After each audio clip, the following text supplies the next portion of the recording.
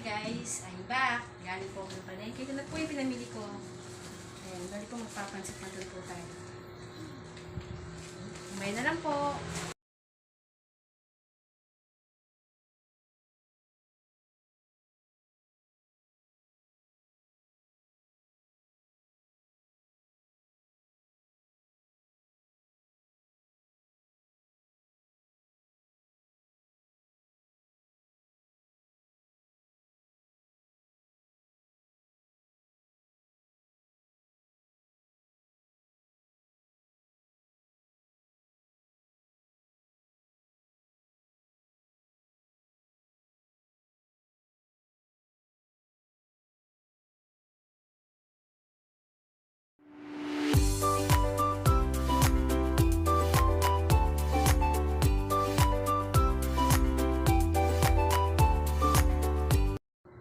Hi guys, I'm back. Galing po ako ng palengke. Ito na po yung pinamili ko. Ayan, bali po magpapansit natin po tayo. Umay na lang po. Ayan guys, tapos na po tayong mamalengke. Mamili ng ulam na lulutuin ngayong araw na ito. Bali po ang lutuin natin ngayon is pansit canton po. Sasahugan po natin siya ng pakaibalong-balungan. Something na medyo budget talaga siya. Kasi ngayon, sa panahon ngayon, sobrang kailangan magtipid. Lagi, minsan hindi natin maiwasan ng magkaroon po ng ma-lockdown. So yun, minsan wala kang trabaho. Kaya yun, kailangan din po talagang magtipid. Ayun guys, tara na po. Luto na po tayo. Ayun guys, bali nandito na po tayo. Mag-start na po tayo maghiwa ng mga kailangan, mga rekado po. Bali, ang kailangan po natin is itong pansit canton. Bali, ginagamit ko palagi is yung Happy Meal. Kasi masarap po siya. And meron po tayong repolyo, kalamansi po, bagu beans at carrots. Meron po tayong sibuyas, bawang. Maglalagay din po tayo ng chicken cubes. At ang sasahog po natin is atay balon-balunan. Yun po guys, maghiwa na po tayo. Bababa ko po yung mga ating sangkap para po makapaghiwa tayo ng maayos.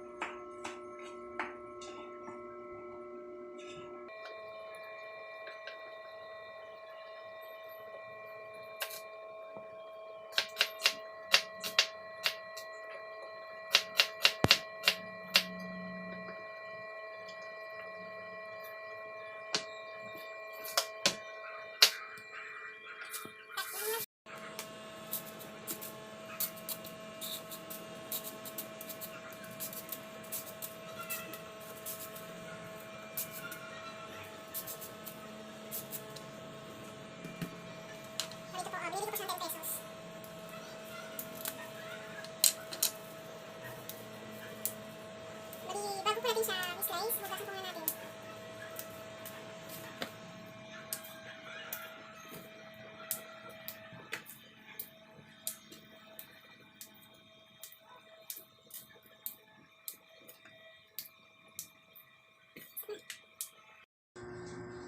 Ayun guys, bali tapos ko na pong hugasan yung mga gulay na gagamitin po natin. Ihiwain ko na po siya.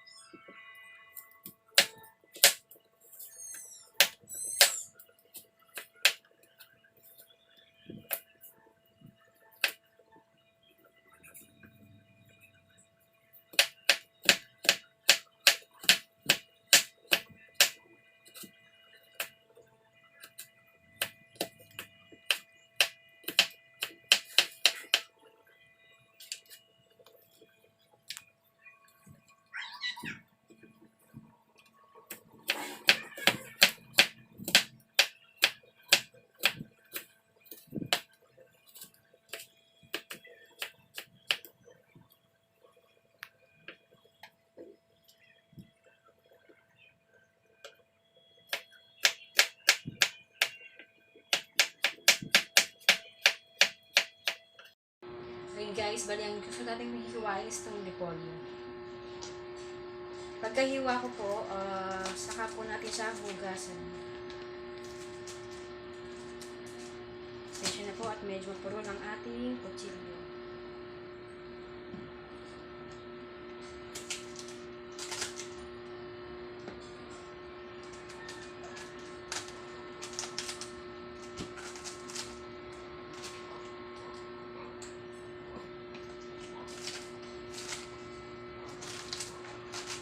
Bali ngayon po, magigisa na po tayo ng atay balon-balunan, yung sasahog po natin.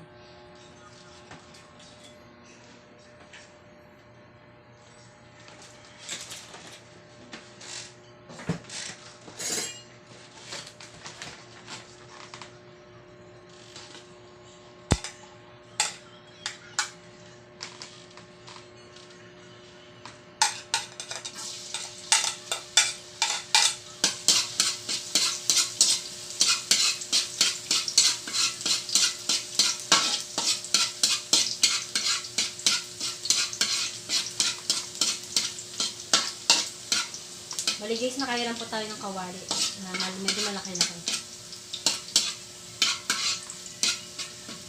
Kasi po mahirapan tayong maghalo sa maliit na kawali.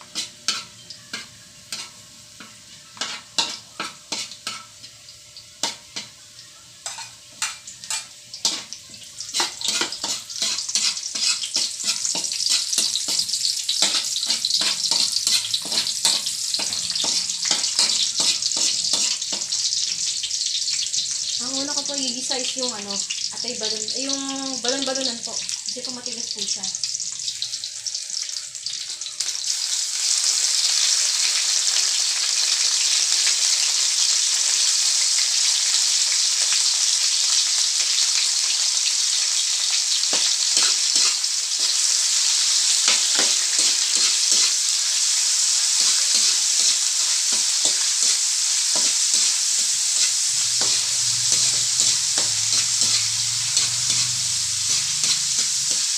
Update ko na lang po kayo pagka lumambot na po. Check na po natin yung balon-balunan. Kapag malambot na po siya, nalagay na po natin yung atay.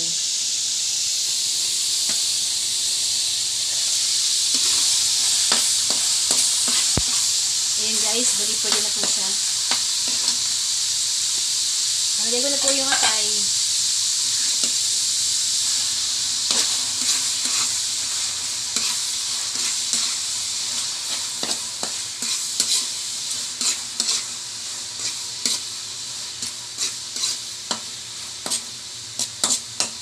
Mga 3 minutes po ulit.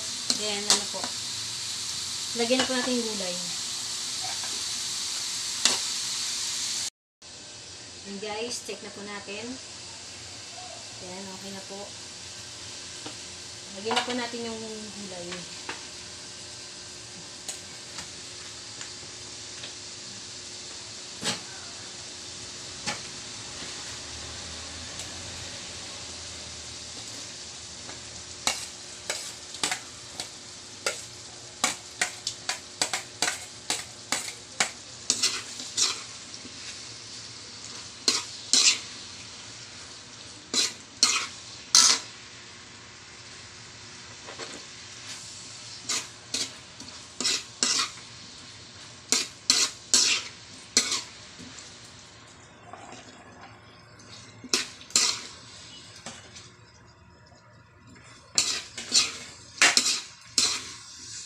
Lutuin po natin siya ng 5 minutes. Update ko po kayo later. Po natin yung repolyo.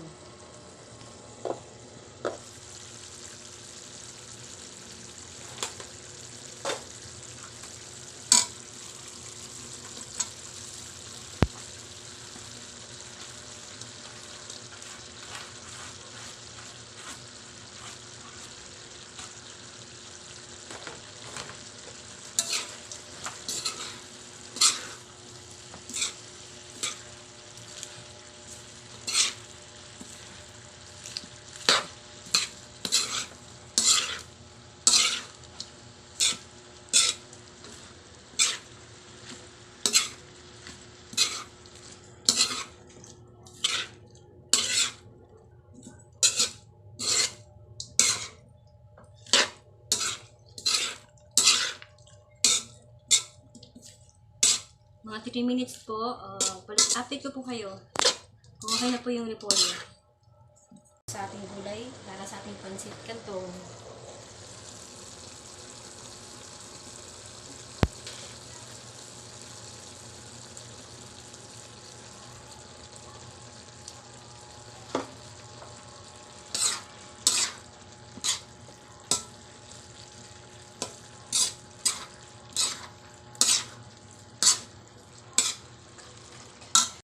Bali guys, maglalagyan po tayong tubig.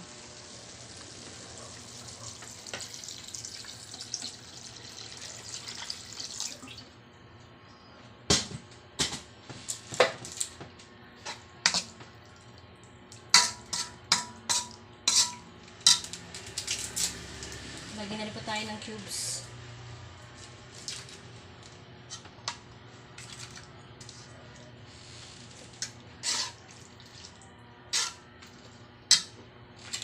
Kunti pa akong toyo.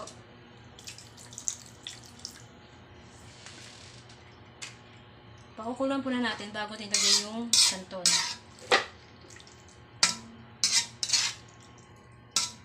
Update ko po kayo guys.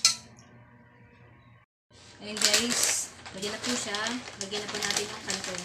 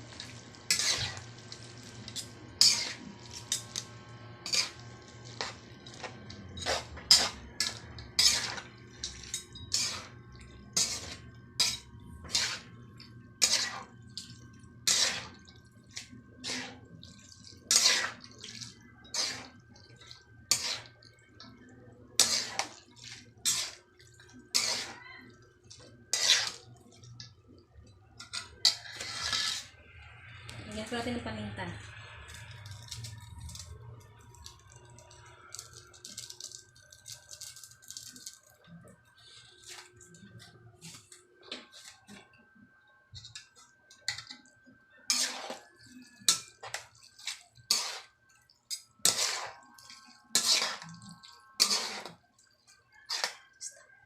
Guys, check na po natin yung pancit canton. Okay na po. Ayun guys, okay na po siya. Amoy na po natin.